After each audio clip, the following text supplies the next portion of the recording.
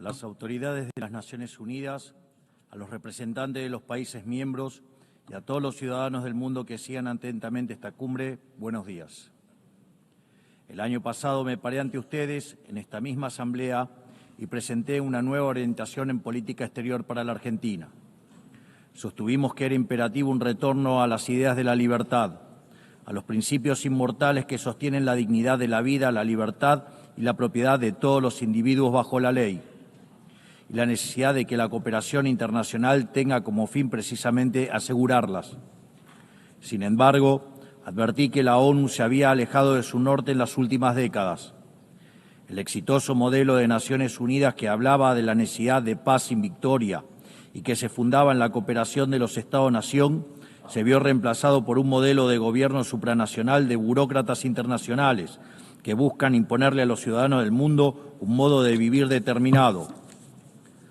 Así es como pasamos de una organización que pretendía mediar la paz entre pares a una organización que pretende decidir no solo qué debe hacer cada Estado-nación, sino también cada uno de los individuos en las distintas latitudes del planeta. Nosotros creemos en el fin original de este organismo. Creemos que existen problemas globales que requieren del diálogo y la cooperación internacional para ser resueltos. Pero para eso debemos rechazar estas extralimitaciones que a menudo acompañan a las agendas nobles. Como sostuvimos el año pasado, no acompañaremos nunca el cercenamiento de libertades individuales, comerciales, ni la violación de los derechos naturales de los ciudadanos de los Estados miembros. Y durante el último año y medio hemos votado en consecuencia. Esto lo digo a sabiendas de que muchos no comparten mis palabras, porque como siempre dije, es preferible decir una verdad incómoda que una mentira confortable. En esta línea, hoy quiero hablarles acerca de un problema específico que enfrentan todos los países modernos. Actualmente, en todo el mundo se está planteando una contradicción entre el presente y el futuro, un problema de índole política, económica y filosófica, en cuya respuesta se juega el destino de la humanidad toda. Si lo llevamos a los términos de comodidad e incomodidad que he planteado, el mundo entero parece estar estancado en el confort del presente, haciendo caso omiso a las consecuencias que esto pueda traer en el futuro. Como la incomodidad le resta voto y poder a quien lo asume, los dirigentes prefieren hacer todo lo que está a su alcance para mantener el statu quo heredado, aunque sea a costa de las consecuencias futuras. Incendian el futuro para mantener caliente el presente. Así, los estados contemporáneos han entrado en una dinámica muy compleja de revertir, en la que los incentivos tanto de la población como de los políticos apuntan a privilegiar el repartir la riqueza de hoy por sobre generar la riqueza de mañana. En todo momento, los tomadores de decisiones tienen frente a sí la decisión de o bien preservar el legado que les fue encomendado o bien destruirlo. Este legado puede ser riqueza acumulada, capacidad productiva, leyes o cualquier cosa que haga el bien común. Por lo general, si incineran su legado, si optan por la comodidad, tendrán grandes beneficios presentes, pero sufriendo costos futuros aún mayores. Si yo dispongo de un ahorro hoy, lo pierdo para mañana. Si lo mantienen por el otro lado, preservan el crecimiento y la prosperidad tanto de sí mismos como de las generaciones futuras. Es decir, es necesario encontrar un equilibrio para que el pan de hoy no signifique hambre para mañana y así poder garantizar un incremento sostenido del bienestar, algo que los economistas llamamos crecimiento económico. Dicho crecimiento a veces se podrá sentir lento y a veces podrá verse frenado momentáneamente porque el progreso nunca es lineal, pero es precisamente con su consistencia a largo plazo lo que ha revolucionado sistemáticamente el mundo y ha sacado a miles de millones de la pobreza. La diferencia entre crecer 0 y crecer 2% a largo plazo es la diferencia entre el estancamiento y la prosperidad. Los argentinos sabemos mucho del tema, siendo el único país de la región que no creció en los últimos 15 años. En el plano legal, la condición del crecimiento es la sacralidad de la propiedad y del libre mercado, que no es otra cosa que la libre cooperación entre pares, porque sin derechos de propiedad no hay ahorro, sin ahorro ni capacidad de intercambiarlo libremente no hay inversión y sin inversión no hay crecimiento posible. Pero no está en el interés individual del político respetar estos principios. porque es precisamente en el agrandamiento del Estado a costa de las libertades de ciudadanos donde el político gana poder. Es así que para el político siempre será redituable sacrificar el futuro en el altar del presente, porque consumir el capital acumulado genera bienestar momentáneo y ese bienestar momentáneo genera votos. Pero a cambio está sacrificando un futuro de mayor crecimiento, haciendo que la riqueza acumulada sea cada vez menor en el tiempo. La mayor manifestación de ello es aquellos países que muestran una orgía de aumento de gasto público, ya que el Estado no crea riqueza, sino que la roba, sino que la destruye. En este esquema, el político gana poder por vía doble, se legitima democráticamente y obtiene más recursos para gastar. Es decir, el político tiene un doble incentivo para fomentar esta traición intergeneracional, porque aunque en el futuro todos pierden, en el presente él más que nadie gana. Y en este sentido, si un hombre grande es aquel que siembra árboles cuya sombra sabe que nunca disfrutará, aquel que tala los árboles que otros sembraron para así construir su silla de poder, es un hombre miserable, en definitiva, es un hombre despreciable. Este es el gran mal y la gran trampa a la que casi todas las naciones están de a poco sucumbiendo, porque cuando este proceso se lleva adelante, el crecimiento se estanca, y cuando el crecimiento se estanca, la demanda de redistribución se recrudece. Entonces el político populista grita con más fuerza, apelando a la envidia y al resentimiento. El final de este proceso es ver jóvenes desamparados, sofocados por el peso de un Estado que saben que solo está allí para explotarlos. Lamentablemente, las medidas de expansión fiscal, la expansión monetaria y la expansión del poder estatal por sobre el de los individuos conforman un patrón que se está repitiendo en todos los países, sobre todo en aquellos que componen el mundo libre. Pero el problema no es solo de política económica. Lo vemos también cuando se viola la igualdad ante la ley o se abren las puertas de forma indiscriminada a la inmigración por razones políticas. Contrariamente a lo que es la inmigración, en este caso se trataría de invasión. Y los organismos de cooperación internacional, de los cuales esta organización forma parte, tampoco son ajenos a este problema. Con el correr de los años, esta organización ha ido adquiriendo funciones ajenas a su espíritu fundacional. Ha ido creando capa sobre capa de organismos, agencias y programas hasta alcanzar una hipertrofia de administraciones que son poco efectivas a la hora de resolver los problemas para los cuales fueron creadas. Así, se engrosan las responsabilidades de la ONU, se engrosan los aportes recibidos por parte de las naciones miembros y se redujeron los resultados palpables que esta organización tenía para ofrecerle al mundo. A este cóctel de incentivos cruzados se le suma que, a diferencia de los primeros mandatarios nacionales, en las organizaciones internacionales nadie rinde verdaderamente cuentas por fallar en la resolución de un problema. Esta contradicción entre grandes objetivos y resultados magros ha generado una erosión del prestigio de esta casa y de otras. Sin ir más lejos, los malos resultados de la Agenda 2030 dan testimonio de esto que describo. Lo que persiste en la práctica es un ciclo de estructuras que se reciclan, recursos que se multiplican y metas que se reprograman.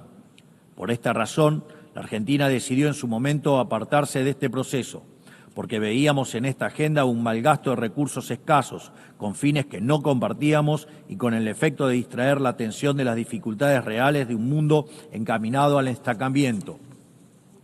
Es mi deber advertir contra este mal porque en Argentina lo vivimos hasta su consecuencia natural. Llegamos al fin del cómodo camino al que conduce desentenderse el futuro, o sea que venimos de un futuro que para ustedes aún no ha terminado de llegar. Y quiero decirles que están a tiempo de evitarlo, porque ninguna sociedad puede sobrevivir si incendia el futuro para calentar el presente. En mi país hemos aprendido por las malas una lección muy valiosa. Durante décadas se hipotecaron flujos futuros en función de repartir stock en el presente. En 2023 llegamos finalmente al largo plazo de 100 años consecutivos de hacer las cosas mal, de pasar la cuenta de mano en mano hasta que no quedó quien la pague. Y todo eso, sumado a lo que les conté previamente, terminó quebrando a nuestro Estado.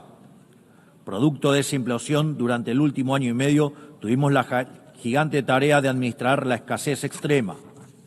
Y hoy estamos por primera vez en décadas haciendo lo que hay que hacer para que el futuro sea mejor, para para lo cual la única fórmula es hacer lo contrario a lo que se hizo en el pasado. A esto se le contrapone el resto de la política, que nos demanda hacer lo mismo que hacían ellos y que también nos arrastró hacia la decadencia, hipotecar el futuro para satisfacer demandas presentes. Ellos quieren que apliquemos lo que hicieron 1000 veces y nos trajo hasta aquí, pero quiero dejarles en claro que Argentina hoy tiene un gobierno que decidió emprender el camino correcto, aunque sea el más difícil, porque la prosperidad y el progreso de nuestro pueblo no puede postergarse más. No somos, sin embargo, los únicos que estamos tomando las decisiones difíciles que este momento histórico demanda. El presidente Trump en Estados Unidos también entiende que es el momento de revertir una dinámica que estaba llevando a Estados Unidos a una catástrofe. Y sabemos que una catástrofe en Estados Unidos es una catástrofe global. Su férrea y exitosa política en términos de ponerle un freno a la inmigración ilegal lo deja más que claro. Entiende que debe hacer lo necesario, aunque a muchos no les guste, antes de que sea demasiado tarde. En otros países, por ejemplo, ya es demasiado tarde para esta decisión. No solo eso, sino que también está llevando adelante una reestructuración sin precedentes de los términos del comercio internacional, una tarea de magnitudes titánicas que hacen al corazón del sistema económico global, porque este sistema estaba depredando el corazón industrial de su país y sumiéndolo en una crisis de deuda sin parangón. Más aún, está llevando adelante una limpieza de la captura institucional del Estado americano, porque en el mismo se habían infiltrado facciones de izquierda que atentaban contra cualquier programa de reforma, por más necesario que fuera. Este tipo de desafíos que tanto el presidente Trump como yo estamos abordando tienen un denominador común que todos los países del mundo e incluso las organizaciones supranacionales deben enfrentar. Deben encontrar la manera de recuperar un interés por el futuro y no sucumbir a la tentación de solo atender el presente. Esto es algo que las grandes naciones de Occidente durante mucho tiempo practicaron y necesitamos recuperar. Hace falta volver a las bases. Debemos recuperar una noción de lo prioritario, acompañado por recuperar una noción de hacer lo difícil y correcto por sobre lo fácil y cómodo. Tal como dije anteriormente, esto también es cierto para los distintos organismos internacionales que han sido incorporando gradualmente este accionar en su ecosistema. Creo que hablo por todos al decir que nos gustaría que la ONU lidere este cambio de paradigma, regresando a las bases que la han convertido en la gran organización que supo ser en el pasado. Por eso, quisiera humildemente poner a disposición de esta Asamblea 4 principios que creemos pueden ser útiles para seguir en pos de este objetivo. 1. Principio del mandato esencial. La misión central de la ONU es preservar la paz y la seguridad internacional. Todo lo demás debe concebirse como complementario a ese fin. La gestión estratégica de los recursos de esta institución requiere, por lo tanto, apegarse a esas prioridades, no a otras. 2. Principio de subsidiariedad internacional. La ONU debería intervenir sobre un tema únicamente cuando sea evidente que el problema excede de manera demostrable las capacidades de acción nacional. En todos los demás casos corresponde devolver la iniciativa a los Estados, que son quienes poseen legitimidad democrática y responden ante sus pueblos. 3. Principio de eficiencia institucional. Así como la Argentina ha iniciado un proceso de optimización del Estado, eliminando estructuras redundantes y devolviendo recursos a los contribuyentes, entendemos que la ONU necesita un camino similar. Ello implica la realización de auditorías confiables, el cierre de programas ineficaces, la consolidación de agencias únicas y un financiamiento condicionado a resultados verificables. 4. Principio de simplificación y racionalización normativa. La paz no es solo ausencia de conflicto, requiere sociedades prósperas. La cooperación internacional no debe transformarse en un obstáculo para el crecimiento económico y la generación de oportunidades. Por ello, solo debemos apoyar iniciativas que no restrinjan la capacidad de los Estados de liberar sus fuerzas productivas, atraer inversión y fomentar el comercio, que son el camino más exitoso para reducir la pobreza. Creemos que estos 4 principios serían grandes valores para reencauzar esta organización, para que así pueda perdurar y traer resultados palpables en el tiempo. Para finalizar, quiero recordar 4 cuestiones sensibles y de vital importancia para la República Argentina. En primer lugar, quiero reiterar nuestro reclamo legítimo e irrenunciable sobre la soberanía de las Islas Malvinas, Georgias del Sur, Sandwich del Sur y los espacios marítimos circundantes que permanecen ocupados ilegalmente. A pesar de los 80 años que pasaron desde la creación de esta organización, situaciones coloniales como esta siguen sin ser resueltas. Por lo que invitamos al Reino Unido a reanudar las negociaciones bilaterales de conformidad con la resolución 2065 de esta misma Asamblea General, junto con todas las resoluciones posteriores que la acompañan.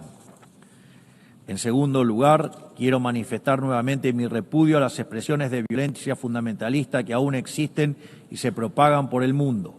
En Argentina ya sufrimos este horror con los ataques de la Embajada de Israel y la AMIA en los años 1992 y 1994 respectivamente. Por ello instamos a la comunidad internacional a fortalecer la cooperación jurídica para garantizar que las circulares rojas de Interpol sean respetadas y que los responsables de dichas atrocidades puedan comparecer ante la justicia, ayudándonos a terminar de cicatrizar esta dolorosa herida en la historia de nuestro país. Tercero, estamos asistiendo a una escalada inadmisible en la violencia política por parte de la izquierda a nivel global, violencia que en Argentina conocemos muy bien. Es inadmisible recurrir a la fuerza allí donde las razones fallan. Por eso repudiamos enfáticamente estos procedimientos que atentan contra las normas básicas de convivencia democrática.